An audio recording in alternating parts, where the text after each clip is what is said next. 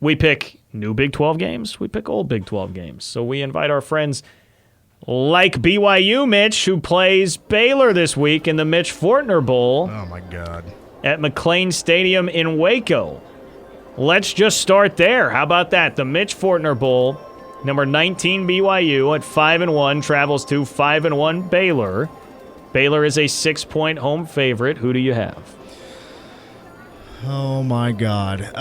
Boy, I've never wanted to pick a game least than this one. You know what?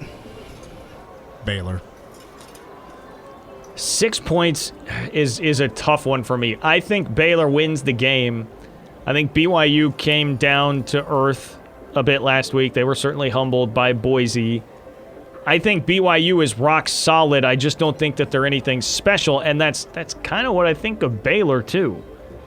I mean, I think both of these teams playing a similar type of schedule are like 8-4, 9-3 kind of teams. But Baylor being at home makes me tilt the scale to, like, I think they'll come across and win the game. I don't know if I love 6.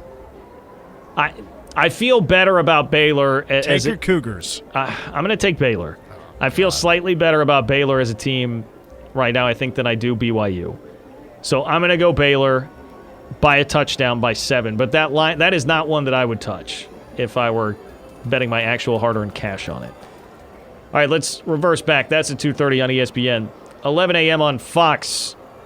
You've got Oklahoma State at Texas, number 12, Oklahoma State, number 25, Texas. And yet, the Cowboys, despite being 5-0 against a team with 2 losses, a team that has been absolutely demolished by Arkansas.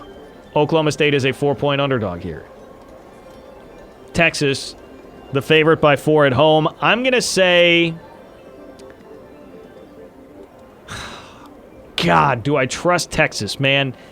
Do I trust Texas? To me, this is like a crossroads moment for the Texas season. We're talking about a crossroads moment for the K-State season. This is like, everything about this game screams a game that Texas would fall flat on its face over the last 10 years. Devastating loss last week to Oklahoma in a game where they played pretty well and they were up for most of the game. Now they're coming back home against a team that they are more talented than in a pretty even matchup. This is where they always fall on their face. I think Texas is a little better than that and a little different under Sark, but until I see it, I'm going Cowboys. I'm going Oklahoma State. I'm sorry that took so long. I'm going Oklahoma State. I think that's the smarter play. I think it's the wiser play until I see Texas actually show me that they have the gumption to go win games like this. Well, I mean, tickets on the secondary side, it's like $5 a piece. Like, I don't even know if Texas fans believe in Texas anymore. But, you know, well, you rattled on there for a while. You kind of took what I wanted to say. Sorry. I will, because you picked Oklahoma State, I'm going to pick Texas at home to cover the 4. All right. From a marquee matchup to another marquee matchup, Mitch, 3 o'clock on Big 12 Now on ESPN+. Texas Tech at 4-2 travels to 1-4 Kansas. The Red Raiders are 17.5-point favorites, and let me just step in front of this one. This will not take me long to deliberate. My rule has become Kansas opponent minus anything because I took KU a couple of times to cover spreads early in the year. It burned me, so Texas Tech minus 17.5 without even looking or thinking. Kansas opponent minus anything. I'm the exact same way. Texas Tech minus anything. KU has no offense. Even Texas Tech, even though they gave up like 50-something to TCU, they still scored 31. How dare you besmirch the great name of Jason Bean? Kansas has no offense. See what Jason Bean has to say about that. 6:30 on ABC at Memorial Stadium in Norman. It's cute. He has 2 touchdowns. He's also Kansas's leading rusher.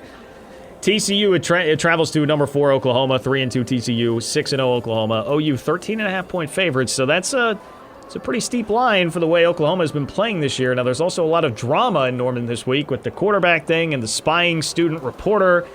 No media availability the rest of the week for Oklahoma. Lincoln Riley turned that into a bigger story than it had to be, no doubt, by the way that he handled everything. But, I mean, Oklahoma's won by 7, 6, 3, 7, 5, and then the game where they just blew out Western Carolina by 76. But everything else we're talking about 7 points or less for Oklahoma. So I just feel like the smart money here is to say TCU covers. That's way too many points. I suppose a part of the calculation here from Vegas is that everybody expects Caleb Williams will start, and I think he will, and that they could respond differently there. But I think it's too many points based on what Oklahoma has shown to be so far this year. I'll take TCU.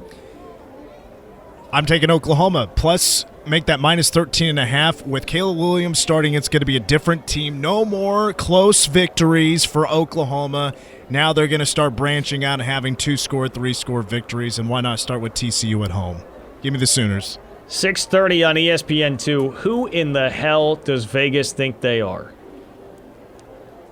Who does Vegas think they are? This line has ballooned from 4 to 6.5. Bunch of funny pallies out there in Vegas.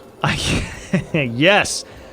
Listen here, Pally. You see, Iowa State, 6.5-point favorites on the road at K-State.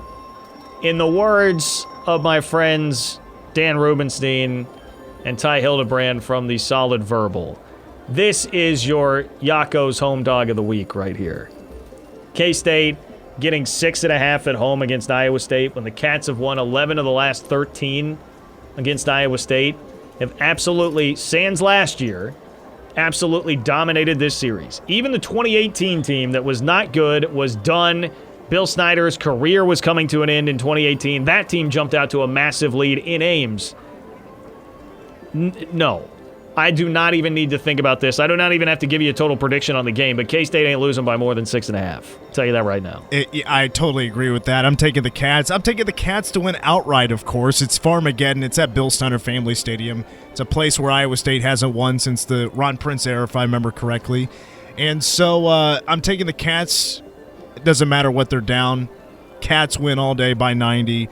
And Reese Davis, that's going to be his Superdog pick on College Game Day. You know, when I see 6.5, I shouldn't say who does Vegas think they are. I should say who does the general public think they are? Who do the sharps think they are? Because that's who's really moving the line there. General public at large, who the hell do you think you are? Okay. Take a deep breath here. Let's go to the AAC. We've got at 11 a.m. on Saturday. How about this on ABC? UCF at Cincinnati. A couple of the new Big 12 schools going at each other here. Cincinnati, a 21.5-point favorite at home. UCF has had quarterback issues. They lost to Navy. They beat East Carolina last week, but it was only 20-16. It has not been a very impressive last 3 weeks for UCF. Mitch, who are you going to take? Cincinnati has been big for me in John in Vegas. I am 2-0 in Cincinnati picks, and I'm still sticking with what is true with Cincinnati, knocking on the door of the college football playoff, now the number 3 team in the country. They need to beat the absolute crap out of every team they face from here on out. I'm taking Cincinnati minus 21.5, and Desmond Ridder should be in the discussion for the Heisman Trophy. Fool me once, shame on you. Fool me twice, shame on me. I don't know what fool me thrice is, but I'm going to play with that. I said Cincinnati. I didn't think that they would get it done at Notre Dame, even though I really wanted them to. I didn't think they would cover last week because of the letdown spot. They did. 21.5 feels like an awful lot. It feels like an awful lot. I think UCF will be really up for this game, and that's a pretty proud program. I'm going to take UCF to at least keep it to like a 17-point game. But if I get fooled again, I'll just flip over and pick Cincinnati every week. So I'm sorry, Bearcats. But I'm going to do that to you one more time. And Houston, it would appear, is off this week, so that is what we have for John in Vegas.